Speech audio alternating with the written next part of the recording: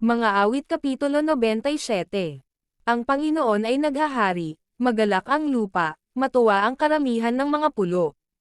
Mga ulap at kadiliman ay nasa palibot niya, katwiran at kahatulan ay patibayin ng kanyang luklukan. Apoy ay nagpapauna sa kanya, at sinusunog ang kanyang kaaway sa buong palibot. Tumatanglaw ang mga kidlat niya sa sanglibutan, nakita ng lupa, at niyanig.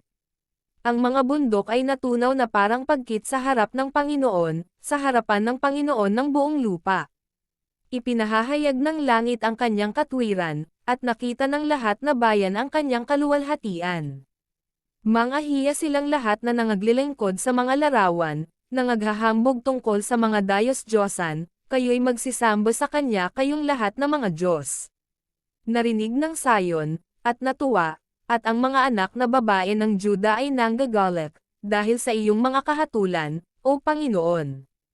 Sapagkat ikaw, O Panginoon, ay kataas-taasan sa buong lupa, ikaw ay nataas na totoong higit kaysa lahat ng mga Diyos. O kayong nagsisiibig sa Panginoon, ipagtanim ninyo ang kasamaan. Kanyang iniingatan ang mga kaluluwa ng kanyang mga banal, kanyang iniligtas sila sa kamay ng masama. Liwanag ang itinanam na ukol sa mga banal, at kasayahan ay sa may matuwid na puso.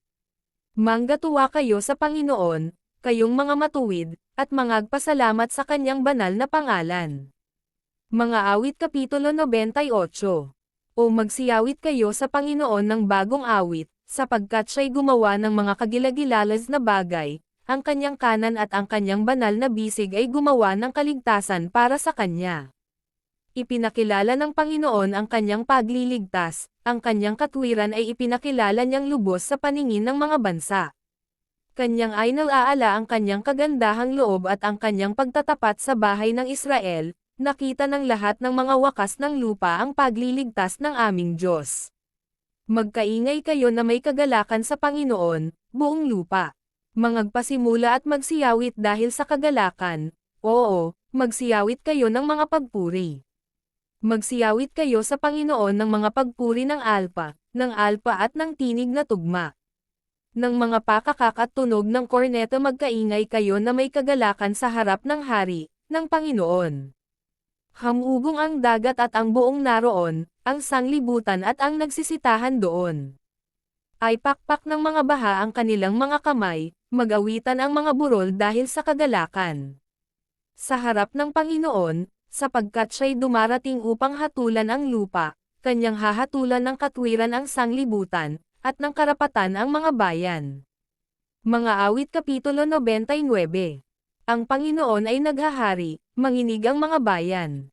Siya'y nauupo sa mga kerubin, makilos ang lupa.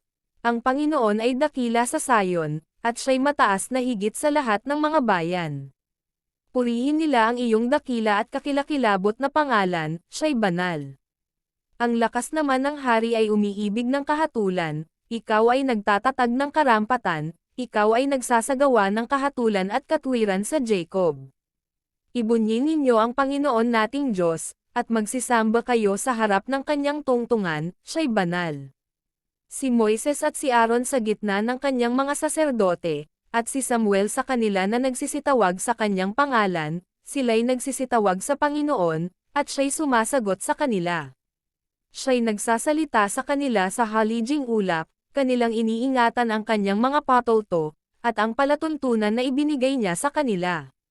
Sumagot ka sa kanila, O Panginoon naming Diyos, ikaw ay Diyos na nagpatawad sa kanila, bagaman nang higanti ka sa kanilang mga gawa.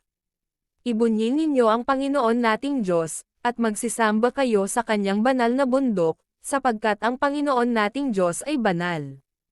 Mga awit Kapitulo 100. Magkaingay kayo na may kagalakan sa Panginoon, kayong lahat na lupain. Mangaglingkod kayo na may kasayahan sa Panginoon, magsilapit kayo sa kanyang harapan na may awitan.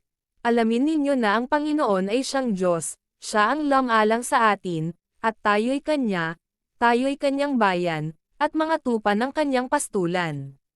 Magsipasok kayo sa kanyang mga pintuang daan na may pagpapasalamat, at sa kanyang looban na may pagpupuri, mangagpasalamat kayo sa kanya, at purihin ninyo ang kanyang pangalan.